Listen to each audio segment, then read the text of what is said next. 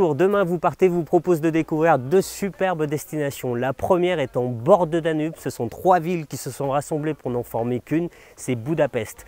La deuxième destination se situe en Asie du Sud-Est, c'est en bordure de Laos, du Cambodge, du Myanmar, c'est le pays du sourire et de la boxe thaï.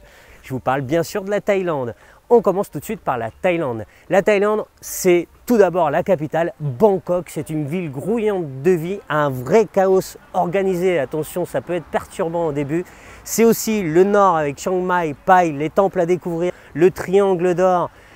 Ensuite, vous allez au sud, c'est les plages paradisiaques avec Krabi, Phuket, Koh Samui, Koh Phangan. C'est du sable blanc, extrêmement blanc avec une eau transparente, aussi transparente que n'importe quelle piscine. C'est juste hallucinant. Pour ceux qui veulent voyager à l'arrache ou plus communément appelé en sac à dos, c'est un des meilleurs pays pour ça, notamment pour les filles qui veulent voyager toutes seules. La Thaïlande est le pays du sourire, sawadika, ils n'arrêtent pas de sourire. Et pour les Parisiens, c'est assez perturbant au début.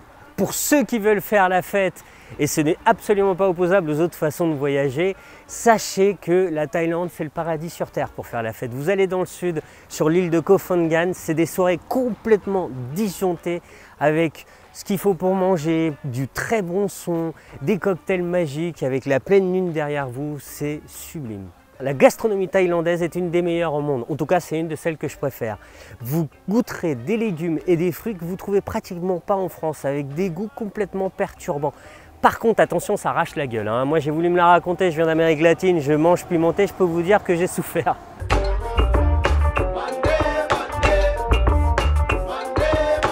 Nous partons de suite à Budapest. Au 19e siècle, trois villes se sont rassemblées, Buda, Óbuda et Pest, qui forment maintenant Budapest.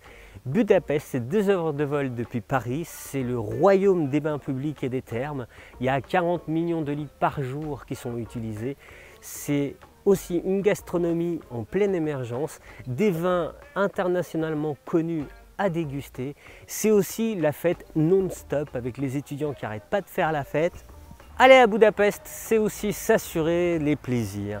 C'est une pause gourmande, c'est des parties d'échecs dans les bains qui s'éternisent, c'est des concerts, c'est des opéras à découvrir. Si je vous ai donné envie de partir, n'hésitez pas à aller découvrir les différentes offres de nos partenaires, Biforgo et d'autres, sur le site de Demain TV, ma chaîne étudiante. En attendant, je vous souhaite un bon voyage.